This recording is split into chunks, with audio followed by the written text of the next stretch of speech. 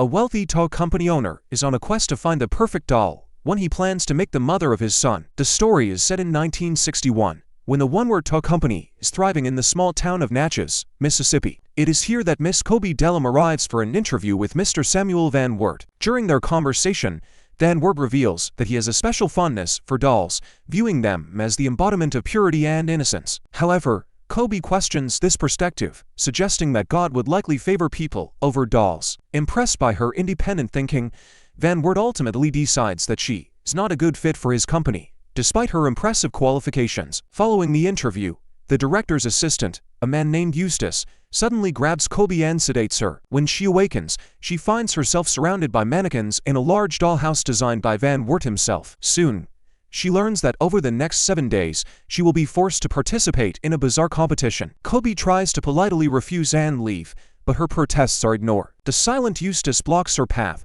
while Van Wert explains that there is only one way out, but she won't like it. Kobe is locked inside the dollhouse and soon realizes with horror that the mannequins around her are not just lifeless dolls, they are prisoners, disguised in costumes and doll masks. Aurelia immediately objects to the newcomer's participation in the contest, arguing that Kobe hasn't gone through the first 3 stages of trials. Another contestant explains that Kobe was kidnapped by the mad doll maker, who orchestrates this competition to determine which of the participants will become the perfect mother for his son Otis. She also warns Kobe that it's better not to know what happens to those who fail to advance to the next round. Harlan and Bonnie show Kobe the room where they live and reveal that one of them was abducted right off the side of the road, while the other was taken from her own home. No one who has ended up here has ever managed to escape alive. From the dollhouse, Kobe spots Van Wert's son, Otis, through the window of the large mansion. The next morning, Harlan advises the newcomer to eat since food is only delivered once every 2 days. When Kobe asks about Otis's mother, Harlan explains that the official story, she drowned in an accident when their boat capsized.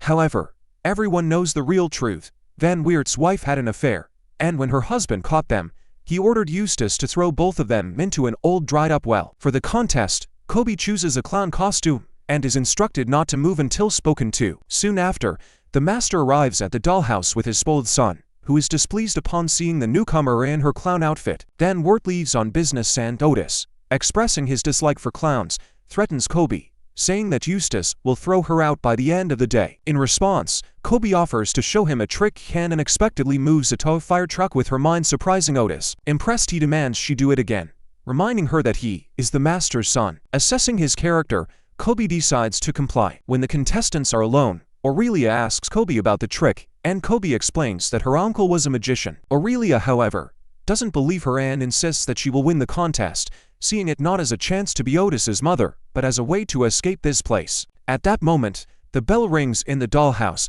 signaling the start of the next challenge. Today's task is to set the table for dinner correctly, with only 1 minute to complete it. As the challenge begins, Kobe watches Aurelia, who is experienced, and simply mimics her actions. However, Aurelia notices this and at the last second switches to pieces of cutlery, ensuring Kobe fails.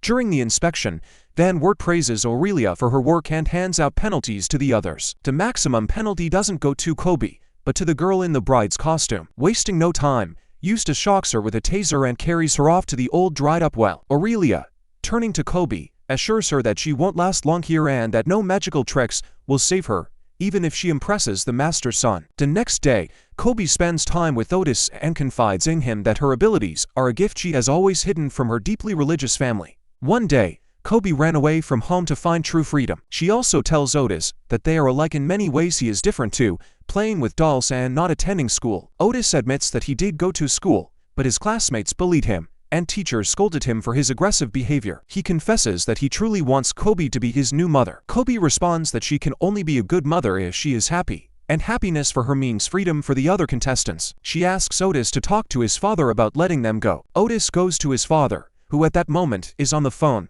convincing someone that his handmade dolls are far superior to Barbie. When Otis tries to talk to him about his own concerns, Van Wert responds that life is full of disappointments. He mentions how his ex-wife let him down, which is why he is now determined to find the perfect mother for Otis, someone who will never leave him. Hearing this, Otis decides not to share Kobe's request.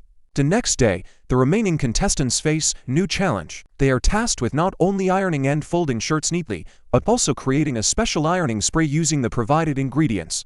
They have just 3 minutes to complete the task. Kobe finished first, but during inspection, it's found that while Harlan only had too much lavender in her spray, Kobe's shirt has a scorched area. Displeased, Van Wert orders her to place her left hand on the ironing board and punishes her by pressing a hot iron against it. Aurelia, as usual, avoids criticism, but Bonnie receives the maximum penalty points, and Eustace promptly eliminates her on the spot. Van Wert then announces that the final round of the contest will take place the next day, where the winner will finally be chosen. Later, when Aurelia is alone with the other girls, she accuses Kobe of failing to gain any real advantage through her magic tricks or conversations with Otis. Harlan tries to lighten the mood by joking that if she becomes Otis's mother, she'd probably smother him on the first day. Kobe, however, says she genuinely feels sorry for the boy. Before heading to the costume room, overhearing this, Aurelia decides to take drastic action. She goes to the living room, unscrews the bedpost finial, and returns with the intention of taking out her competition. However, when she finds what she thinks is Kobe, it turns out to be a mannequin. Later, Kobe reappears and tells the other captives that they'll leave through the front door tomorrow, adding that if Van Wert wants to play with dolls, then that's exactly what he'll get. That night, Otis wakes up and sees his father heading towards the dollhouse with Eustace. Inside, they find 3 prisoners, still and unmoving as always. Van Wert announces that tonight he will examine their souls. However, the girls are actually hiding behind a curtain, and at the right moment, Kobe uses her powers to unlock the door, and they all run outside. As they make their escape, Kobe suddenly stops, saying she can't leave without Otis. After saying goodbye to the others, she heads back to the main house. Meanwhile, Van Wert recites a verse from the Old Testament, asking the contestants before him who it belongs to, only to realize that he's been talking to mannequins all along. 2 prisoners are running through the vast garden of an estate, but at some point Harleen, exhausted, collapses. Aurelia raises a stone above her, declaring that Harleen is only slowing down their escape. At that moment, Eustace shoots both girls one after the other. Kobe reaches Otis and tells him about the escape, suggesting they leave together. However, the boy unexpectedly apologizes and stuns her with a taser. When Kobe regains consciousness, she finds herself strapped to a table. Van Wert congratulates her on her victory and reveals a sound recording device hidden in one of the dolls, which allowed him to learn about her escape plan in advance. Despite this, he was pleasantly surprised that Kobe came back for his son, and he decides that she would be the perfect mother for Otis. However, in his opinion, the perfect mother requires one final touch from a master doll maker. Eustace begins preparing the necessary materials, and a special mold descends over Kobe.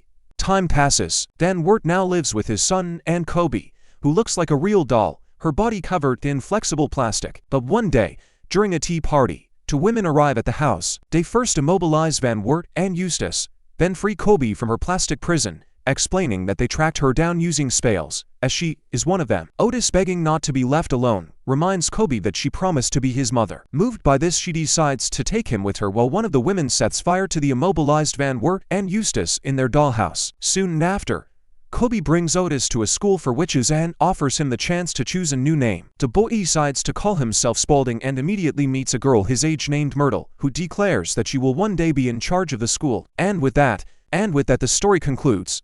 Thank you for watching and see you next time.